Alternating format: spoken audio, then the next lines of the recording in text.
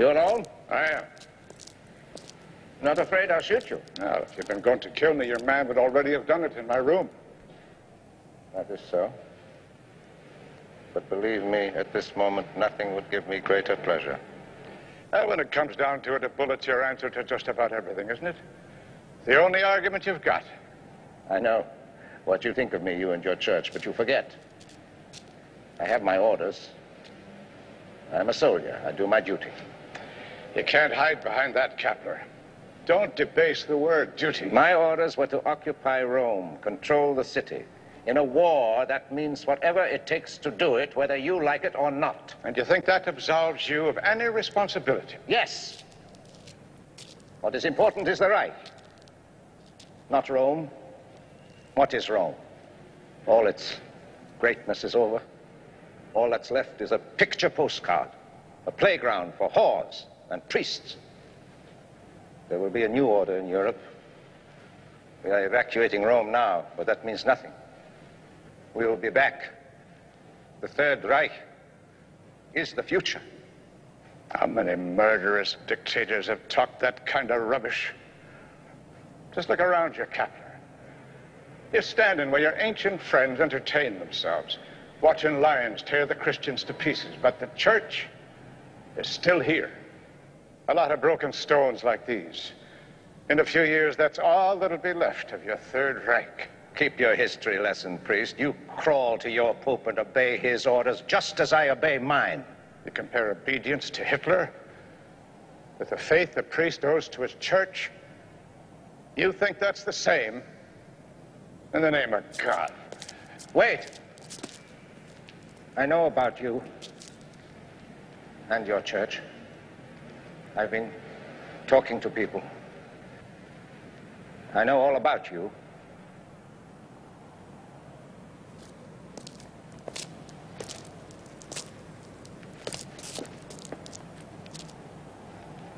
What is it you want from me, Kappler? They say that you can't pass a beggar or a lame dog, but that you see yourself with some sort of obligation to look after anyone in trouble. You help British and American prisoners, Jews, Arabs, refugees, anybody. It's a part of your faith. Is that right? Well, I wouldn't deny it. That's why I became a priest. Brotherly love and forgiveness. That's the other half of what you believe. True? True. Well, I'm glad of it, because I have 3 more for your mercy wagon. My wife and 2 children.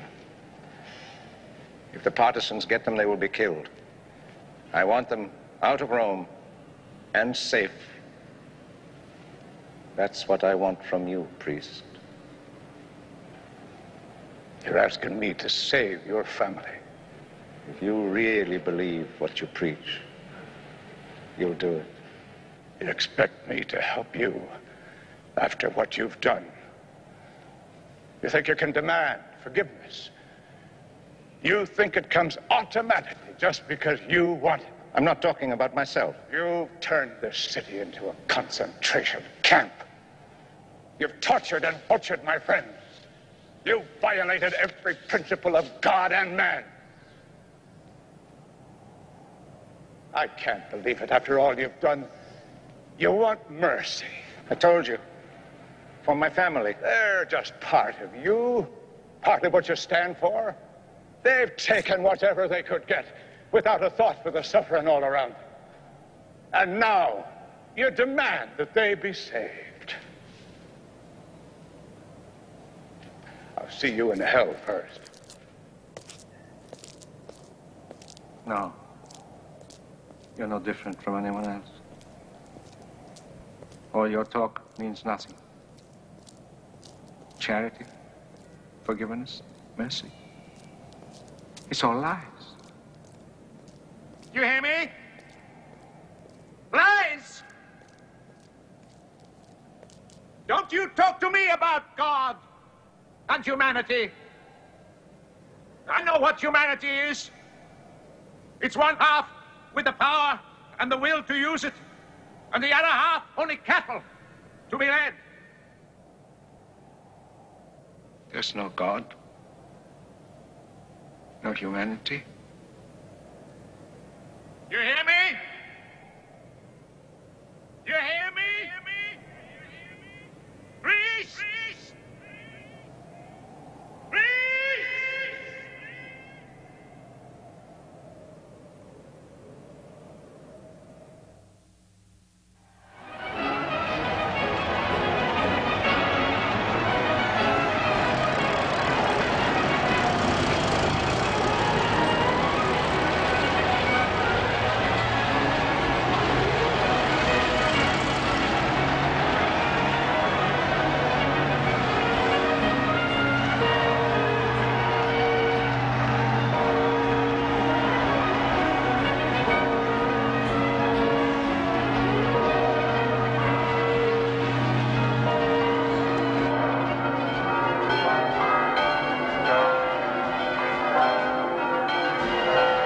This is only the first inquiry into activities as head of the Gestapo here in Rome. Do you deny the systematic use of torture on suspects? Only the accepted methods of interrogation were used. That is not our information. I only did my duty. Tell us about the pipeline. Oh, come now, Colonel. It is quite obvious that after your forces retreated, you were ordered to set up a secret line of communication. Colonel Kappler, we know all about your wife and children. Minna, isn't it? And Franz and Liesel. What do you know?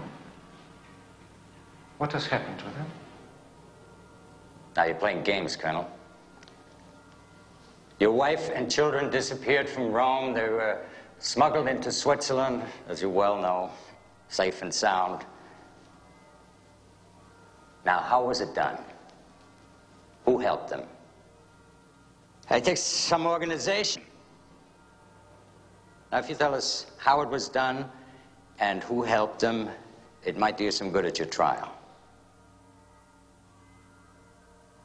I do not know. Come on, Colonel. Tell us, who was it?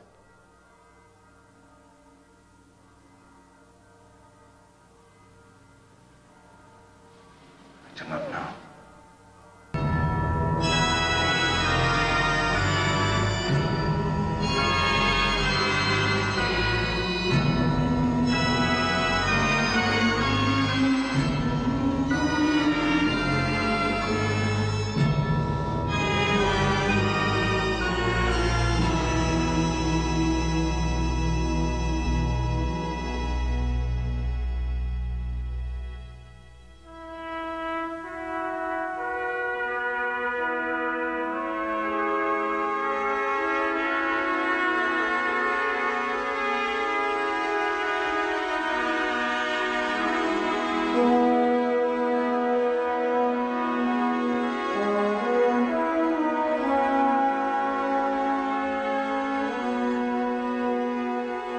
After the liberation, Monsignor Hugh O'Flaherty was honored by Italy, Canada, and Australia, given the United States Medal of Freedom, and made a commander of the British Empire.